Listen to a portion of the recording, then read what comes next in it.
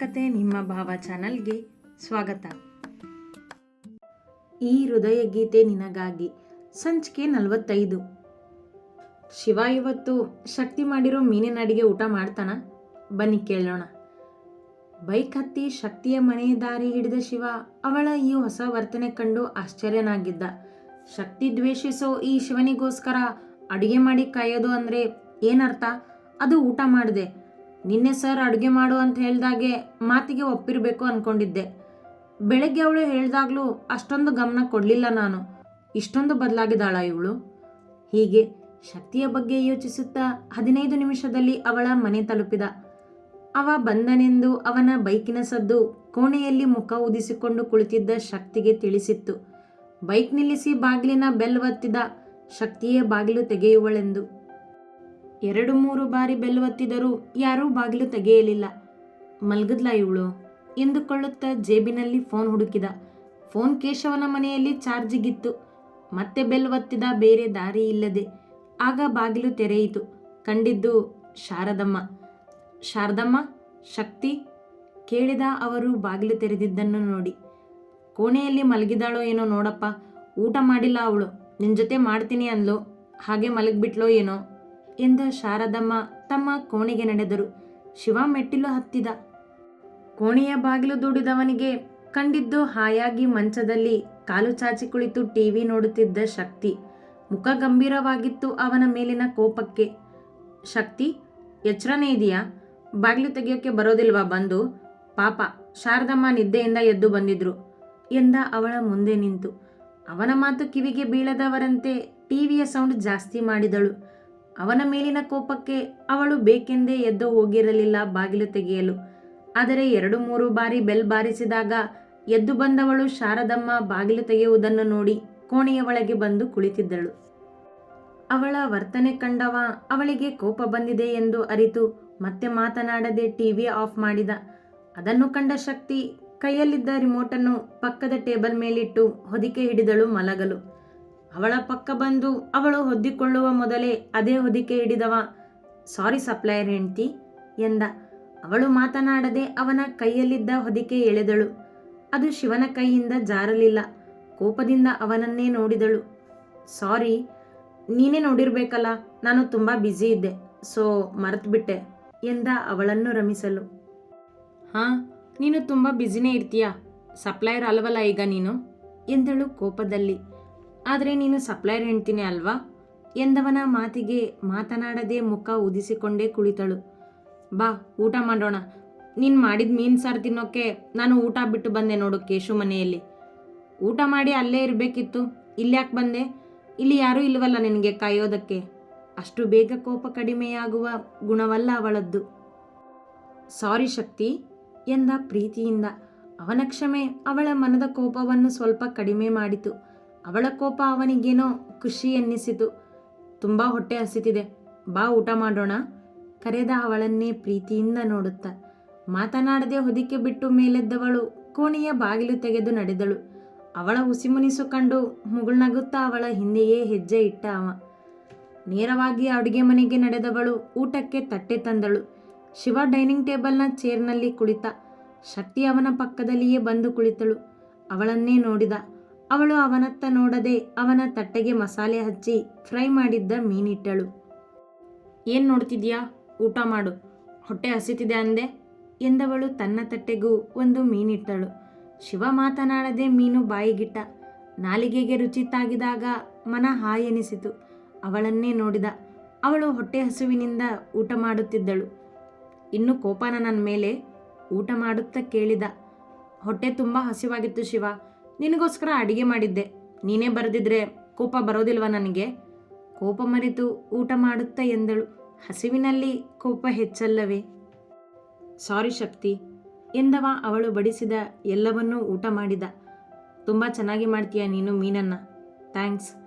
ಆದರೆ ಹೇಳಿದ್ನಲ್ಲ, ನಾನು ಕೇಶವನ್ನ ಬಿಟ್ಟು ಕೊಡೋದಿಲ್ಲ ಎಂದ ಕೈ ತೊಳೆದು. ಅವಳು ಮುಗುಳ್ನಗುತ್ತಾ ಕೈ ತೊಳೆದು ಮೇಲೆದ್ದಳು. ಅವಳ ಕೋಪ ಮಾಯವಾಗಿತ್ತು.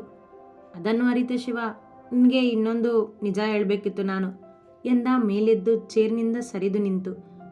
ಏನು ಕೇಳಿದಳು ಅವನನ್ನೇ ನೋಡುತ್ತಾ. ನಾನು ಕೇಶವನ ಮನೆಯಲ್ಲಿ ಒಂದು ಮುದ್ದೆ ಕೋಳಿ ಸಾರು ಊಟ ಮಾಡಿ ಬಂದಿದ್ದೆ. ನಿನಗೆ ಬೇಜಾರಾಗಬಾರ್ದು ಅಂತ ರಾಗ ಎಳೆದವ ಅವಳನ್ನೇ ಗಮನಿಸುತ್ತಾ, ಹೊಟ್ಟೆ ಹಸಿದಿದೆ, ಊಟ ಮಾಡಿಲ್ಲ ಅಂತ ಸುಳ್ಳು ಹೇಳಿದೆ. ಮತ್ತೆ ಕೋಪಿಸಿಕೊಳ್ಳುವಳೇನೋ ಎಂದು ಅವಳನ್ನೇ ನೋಡುತ್ತಾ ನಿಂತ. ಅವನ ಮಾತಿಗೆ ಕೋಪಗೊಂಡ ಶಕ್ತಿ, ಇಡಿಯಟ್, ನಿನ್ನನ್ನ ಎಂದವಳು ಅವನ ಮುಂದೆ ಹೆಜ್ಜೆ ಇಡಲು ಹೋಗಿ ಚೇರಿಗೆ ಕಾಲು ತಾಗಿ ಎಡವಿ ಶಿವನ ಎದೆಯ ಮೇಲೆ ಜಾರಿದಳು. ಅವಳು ಬೀಳುವುದನ್ನು ತಪ್ಪಿಸಲು ಅವಳನ್ನು ಬಳಸಿದ ಶಿವ. ಅವಳ ಹೃದಯ ಜೋರಾಗಿ ಹೊಡೆದುಕೊಳ್ಳುತ್ತಿತ್ತು. ಅವಳ ಬೆನ್ನು ಬಳಸಿ ನಿಂತಿದ್ದ. ಶಕ್ತಿ, ನಿನಗೆ ಏನೂ ಏಟಾಗಿಲ್ಲ ತಾನೆ? ಕೇಳಿದ ಕಾಳಜಿಯಿಂದ. ಎಚ್ಚೆತ್ತು ಅವನಿಂದ ಸರಿದ ಶಕ್ತಿ, ಇಲ್ಲ ಎಂದು ಕೋಣೆಯ ಮೆಟ್ಟಿಲು ಹತ್ತಿದಳು. ಅವಳ ಹಿಂದೆಯೇ ನಡೆದವ ಕೋಣೆಯ ಬಾಗಿಲು ಹಾಕಿ, ಶಕ್ತಿ, ನನ್ನ ಮೇಲೆ ಮೊದಲಿನ ಕೋಪ ಇಲ್ವಲ್ಲ ನಿನಗೆ, ಯಾಕೆ? ಅವಳು ಮಂಚದಲ್ಲಿ ಕುಳಿತಾಗ ಕೇಳಿದ. ಎಷ್ಟು ಸರಿ ಕೇಳಿದ್ದನ್ನೇ ಕೇಳ್ತೀಯ ಎಂದವಳು ಹೊದಿಕೆ ಹೊದ್ದು ದಿಂಬಿಗೆ ತಲೆ ಇಟ್ಟಳು. ದಿನ ಕಳೆದಂತೆ ನೀನು ತುಂಬ ಬದಲಾಗ್ತಿದ್ಯಾ, ಅದಕ್ಕೆ ಎಂದವನಿಗೆ ಅವಳ ಬದಲಾವಣೆ ಕಂಡು ಅನುಮಾನ. ಹೌದಾ, ನನಗೇನೋ ಹಾಗನ್ನಿಸ್ತಿಲ್ಲ ಎಂದವಳು ಅವ ಟಿವಿ ಹಚ್ಚಿ ಕೇಶವನ ಮನೆಯಿಂದ ತಂದಿದ್ದ ಲ್ಯಾಪ್ಟಾಪ್ ಹಿಡಿದು ಕುಳಿತಿದ್ದನ್ನು ನೋಡಿದಳು. ಅವ ಮಾತನಾಡುವ ಮೊದಲು, ಮಲ್ಗೋದಿಲ್ವಾ ಎಂದು ಕೇಳಿದಳು. ಇಲ್ಲ, ಸ್ವಲ್ಪ ಕೆಲಸ ಇದೆ, ನೀನು ಮಲಗು ಎಂದ ತನ್ನ ಕೆಲಸದತ್ತ ಗಮನ ಕೊಟ್ಟು. ಏನು ಕೆಲಸ ತಿಳಿಯುವ ಕುತೂಹಲ ಅವಳಿಗೆ. ಅವನತ್ತ ತಿರುಗಿ ಮಲಗಿದಳು. ಇವತ್ತು ನಡೆದಿದ್ದನ್ನು ಸರ್ಕಾರಕ್ಕೆ ತಿಳಿಸ್ಬೇಕಲ್ಲ, ಸೊ ಅದನ್ನೆಲ್ಲ ರೆಡಿ ಮಾಡಬೇಕು ಎಂದವ ಲ್ಯಾಪ್ಟಾಪ್ ಸ್ಕ್ರೀನ್ ಮೇಲೆ ಕಣ್ಣಿಟ್ಟ. ಟಿವಿಯಲ್ಲಿ ನ್ಯೂಸ್ ಹಚ್ಚಿದ. ಅವನದೇ ಸುದ್ದಿ ಇದ್ದದ್ದು. ಅದನ್ನು ಕೇಳುತ್ತಾ ತನ್ನ ಕೆಲಸ ಮುಂದುವರಿಸಿದ. ಶಕ್ತಿ ಅವನನ್ನೇ ನೋಡುತ್ತಿದ್ದಳು ಪ್ರೀತಿಯಿಂದ. ತನ್ನ ಕೆಲಸ ಮಾಡುತ್ತಿದ್ದವನಿಗೆ ಶಕ್ತಿ ನೋಡುತ್ತಿರುವುದರ ಅರಿವಿತ್ತು. ಅದೆಷ್ಟೊತ್ತು ಹೀಗೆ ನೋಡುವಳೋ ಎಂದು ಸುಮ್ಮನಿದ್ದನಷ್ಟೇ. ಈಗೀಗ ನಿನ್ನ ಮೇಲೆ ಕೋಪಕ್ಕಿಂತ ಪ್ರೀತಿನೇ ಹೆಚ್ಚಾಗ್ತಿದೆ ಶಿವ. ನಿನ್ನ ಜೊತೆ ಜಗಳ ಮಾಡಬೇಕು ಅನಿಸೋದಿಲ್ಲ. ನಿನ್ನ ಎದುರಿಗೆ ಕುತ್ಕೊಂಡು ಮಾತಾಡ್ಬೇಕನ್ಸುತ್ತೆ. ನಿನ್ನನ್ನೇ ನೋಡ್ತಿರ್ಬೇಕು ಅನಿಸುತ್ತೆ ಮನದಲ್ಲಿಯೇ ಎಂದುಕೊಂಡು 15 ನಿಮಿಷವಾದರೂ ಅವನನ್ನೇ ನೋಡುತ್ತಿದ್ದಳು. ಅವಳ ನೋಟದಿಂದ ತಪ್ಪಿಸಿಕೊಳ್ಳಲಾಗದೆ ತಕ್ಷಣ ಅವಳತ್ತ ತಿರುಗಿದ ಶಿವ ಅವಳ ನೋಟವನ್ನು ಸೆರೆ ಹಿಡಿದ. ಅವನಲ್ಲಿ ಸಿಕ್ಕಿಬಿದ್ದ ಶಕ್ತಿ ತನ್ನ ನೋಟ ಬದಲಿಸಿ ಟಿವಿಯತ್ತ ನೋಡಿದಳು. ನಿದ್ದೆ ಬಂದಿಲ್ವಾ ಸಪ್ಲೈಯರ್ ಹೆಂಡ್ತಿ? ಕೇಳಿದ ಅವಳ ಬಗ್ಗೆ ಗೊತ್ತಿಲ್ಲದವರಂತೆ. ಹಾಂ, ಬಂದಿದೆ ಶಿವ ಎಂದವಳು ಅವನಿಗೆ ಬೆನ್ನು ಮಾಡಿ ಮಲಗಿದಳು. ಅವಳ ಒದ್ದಾಟ ಕಂಡವ ಮುಗುಳ್ನಗುತ್ತಾ ತನ್ನ ಕೆಲಸ ಮುಂದುವರೆಸಿದ. ಬೆಳಗ್ಗೆ ಅವ ಬೇಗನೆ ಎದ್ದು ತಯಾರಾಗಿದ್ದ. ಶಕ್ತಿ ಕೂಡ ಎದ್ದು ಬಾತ್ರೂಮಿನಲ್ಲಿದ್ದಳು. ತನ್ನ ಪೊಲೀಸ್ ಯೂನಿಫಾರ್ಮ್ ಕೇಶವನ ಮನೆಯಲ್ಲಿ ಇದ್ದಿದ್ದರಿಂದ ಫಾರ್ಮಲ್ಸ್ ತೊಟ್ಟು ತಯಾರಾಗಿ ನಿಂತವ. ನಾನು ಹೋಗ್ಬರ್ತೀನಿ ಶಕ್ತಿ ಕೂಗಿದ ಅವಳಿಗೆ ಕೇಳುವ ಹಾಗೆ. ಹೊರಡ್ತಿದ್ದಾನ ಇವನು ಎಂದುಕೊಂಡವಳು. ನಾನು ಬರೋವರೆಗೂ ಹೋಗ್ಬೇಡ ಶಿವ, 5 ನಿಮಿಷ ಬರ್ತೀನಿ ಬಾತ್ರೂಮಿನಿಂದಲೇ ಕೂಗಿ ಹೇಳಿದಳು. ಸರಿ, ಕೆಳಗಿರ್ತೀನಿ, ಬೇಗ ಬಾ ಎಂದವ ಕೆಳಗೆ ನಡೆದ. ಸ್ನಾನ ಮಾಡಿ ಬಂದು ಅವಸರದಲ್ಲಿಯೇ ತಯಾರಾದ ಶಕ್ತಿ ಕಬೋರ್ಡಿನ ಬಾಗಿಲು ತೆಗೆದು ತಾನು ಹಿಂದಿನ ದಿನ ತಂದಿಟ್ಟಿದ್ದ ಬಾಕ್ಸ್ ತೆಗೆದು ನೋಡಿದಳು. ಬಂಗಾರದ ತಾಳಿ ಜೊತೆ ಬೆಳ್ಳಿಯ ಕಾಲುಂಗುರ ಇದ್ದವು. ರಾಯರು ಅಂದು ತನ್ನ ಮದುವೆಯ ಮಾರನೇ ದಿನ ಹೇಳಿದಂತೆ ಅದೇ ಅಂಗಡಿಗೆ ಹೋಗಿ ರಾಯರು ಹೇಳಿಟ್ಟಿದ್ದ ತಾಳಿಯ ಜೊತೆ ತನಗಿಷ್ಟವಾದ ಕಾಲುಂಗುರ ತಂದಿದ್ದಳು. ಅದನ್ನು ಶಿವನ ಕೈಯಿಂದಲೇ ತೊಡಿಸಿಕೊಳ್ಳಬೇಕೆಂದು ಅವನನ್ನು ತಡೆದು ನಿಲ್ಲಿಸಿದ್ದಳು. ಆದರೆ ಧೈರ್ಯ ಸಾಲದು. ಅವತ್ತು ನಾನೇ ಈ ತಾಳಿ ಬೇಡ ಅಂದಿದ್ದೆ. ಈಗ ಅವನ ಮುಂದೆ ಹೋಗಿ ಹಾಕು ಅಂದರೆ ಏನು ಅನ್ಕೋತಾನೋ ಏನೋ ಎಂದುಕೊಂಡವಳು ಮತ್ತೆ ಧೈರ್ಯ ತೆಗೆದುಕೊಂಡು, ಏನಾದರೂ ಆಗಲಿ ಅವನಿಗೆ ಕೇಳಿಬಿಡ್ತೀನಿ ಹಾಕು ಅಂತ ಎಂದುಕೊಂಡು ಆ ಬಾಕ್ಸ್ ಹಿಡಿದು ಕೆಳಗೆ ನಡೆದಳು. ಶಿವರಾಯರ ಜೊತೆ ಮಾತನಾಡುತ್ತಾ ಕುಳಿತಿದ್ದ. ಹಸಿಯಾಗಿದ್ದ ಕೂದಲನ್ನು ಕೈಯಿಂದಲೇ ಸರಿ ಮಾಡಿಕೊಳ್ಳುತ್ತಾ ಕೈಯಲ್ಲಿದ್ದ ಬಾಕ್ಸನ್ನು ಸಿರಿಯ ಸೆರಗಿನಲ್ಲಿ ಮುಚ್ಚಿಟ್ಟು ಮೆಟ್ಟಿಲಿಳಿಯುತ್ತಾ ಬಂದವಳು ಸೆಳೆದಿದ್ದು ಶಿವನನ್ನು. ಅವಳುಟ್ಟ ಕುಂಕುಮ ಬಣ್ಣದ ಸೀರೆ ಅವಳ ಬೆಳ್ಳನೆಯ ಮುಖದ ಹೊಳಪಿಗೆ ಅಂದವಾಗಿ ಕಾಣುತ್ತಿತ್ತು. ಅವಳನ್ನೇ ನೋಡುತ್ತಿದ್ದವ, ಈ ಶಕ್ತಿ ನನ್ನನ್ನು ತುಂಬ ಸೆಳೆಯುತ್ತೆ ಮನದಲ್ಲಿ ಎಂದುಕೊಂಡವ ಅವಳು ಬಳಿ ಬರುತ್ತಿದ್ದಂತೆ ಎದ್ದು ನಿಂತ. ಶಿವ, ಅದು ಎಂದವಳ ಧೈರ್ಯ ಮತ್ತೆ ಕುಸಿದಿತ್ತು. ಮೊದಲೆಲ್ಲ ಅಷ್ಟು ಅವನೊಂದಿಗೆ ಜಗಳವಾಡದೇ ಇದ್ದಿದ್ದರೆ, ಸೊಕ್ಕಿನಿಂದ ಮಾತನಾಡದೇ ಇದ್ದಿದ್ದರೆ ನೇರವಾಗಿ ಈಗ ಮನಸ್ಸಿನ ಮಾತನ್ನು ಹೇಳಿಬಿಡುತ್ತಿದ್ದಳೇನೋ. ಆದರೆ ಈಗ ಅವನ ಮುಂದೆ ಇವಳಿಗೆ ಮುಜುಗರದ ಜೊತೆ ಏನೋ ಭಯ. ಹೇಳು ಶಕ್ತಿ, ಏನಾದರೂ ಹೇಳಬೇಕಿತ್ತಾ ಕೇಳಿದವನಿಗೆ ಅವಳ ಮನದ ಭಾವನೆಗಳು ಗೊಂದಲ ಮೂಡಿಸಿದ್ದವು. ಏನಿಲ್ಲ, ತಿಂಡಿ ತಿಂದು ಹೋಗು, ಅದನ್ನೇ ಹೇಳಬೇಕಿತ್ತು ಎಂದವಳು ಇದ್ದ ವಿಷಯವನ್ನು ಹೇಳದೇ ಹೋದಳು. ಅಷ್ಟೇನಾ? ಬೇಡ ಶಕ್ತಿ, ಕೇಶವನ ಜೊತೆನೆ ತಿಂತೀನಿ. ಅವಳನ್ನು ನೋಡಿ ಎಂದವ ರಾಯರತ್ತ ತಿರುಗಿ, ಸರ್, ನಾನು ಹೋಗ್ಬರ್ತೀನಿ ಎಂದ.